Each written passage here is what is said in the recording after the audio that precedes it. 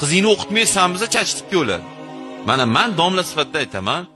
3-qizimni men institutda o'qitib doktor qilmoqchiman. Ummatga xizmat qilmoqchiman.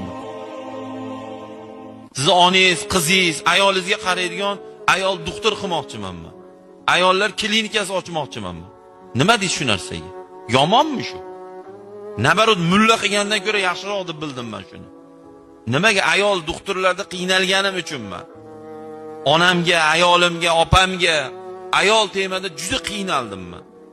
Keyin savol berdim o'zimga o'zim, to'xta. Hozir mana shu qizimni o'zim Xudoni tanitib, payg'ambarni tanitib, xaritni tanitib, lekin doktor qilaman men qizimni. Mana kichik qizim doktorlikka tayyorlayapman. Medinstitutda o'qitaman. Boradi, o'qiydi, talaba bo'ladi. Nima bo'ladi? Bu ummatga xizmat emasmi?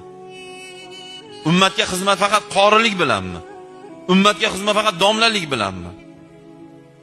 Ummatga faqat domla kerakmi? Qishloqlarga doktor kerak emasmi? Melisa kerak emasmi? Mana hozir ichki ishlar bilan o'tirganimda hojida bizni posbonlarimiz, shular bor, Xudoga shukr tinch yashayapmiz, duo qildilar. Bu to'g'ri emasmi shu? Keling siz bolangizni melisa qiling, men doktor qiling, bittasi o'qituvchi qilsin. Qani o'qituvchilar? 4x4 nechisi 17-si u bola nima bo'ladi ertaga? Xor bo'ladi, qul bo'ladi. Bitta ariza yozsa, ariza yoza olmasa nima bo'ladi ertaga bu bolalarimiz? Musulmon xor bo'lmaslik kerak-ku akalar. Nimaga Uhud jangida payg'ambar alayhisalom 70 ta kamonchilarga, nayzachilarga tog'ning tepasida turdilar. Rasululloh duo qilib, "Ey Xudo, shu jangni yutaylik" demadilar-ku. Duo qildilar, sabablarni qildilar. Turasan shetda dedilar.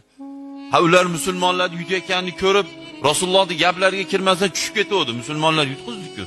90% yutib bo'ldi jangda. Bu nima degani? Hatto payg'ambar sabablarni qildi. Xandaq jangida Salmon al-Farsi adashmasam radhiyallohu anhu kelib, "Ey Rasululloh, maytga biz chuqur qaziylik, dushman hujumi qiyin bo'ladi, biz shunda yutamiz" dedilar. Payg'ambar bo'lib turib, "To'xta" dedilar. "To'g'ri aytasan" dedilar. O'zlari billa tushib sahobalarni chuqur qo'yladilar. Akop qo'yildi, akop. Juda katta qilib akop qo'ylandi, dushman keldi, to'xtalib qoldi. Shu jangda musulmonlar yutgan. Bunga nima deymiz?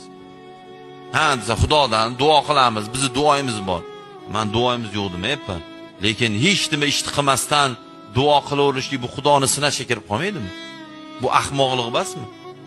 Uylanmay turib bola so'rashsa, uylansan birinchi. Erga tegmay bola so'rashsan, erga tegsan. Lecheniya olmay shifo ber, shifo ber. Unda tibbiyot qatdan chiqdi bo'lmasa.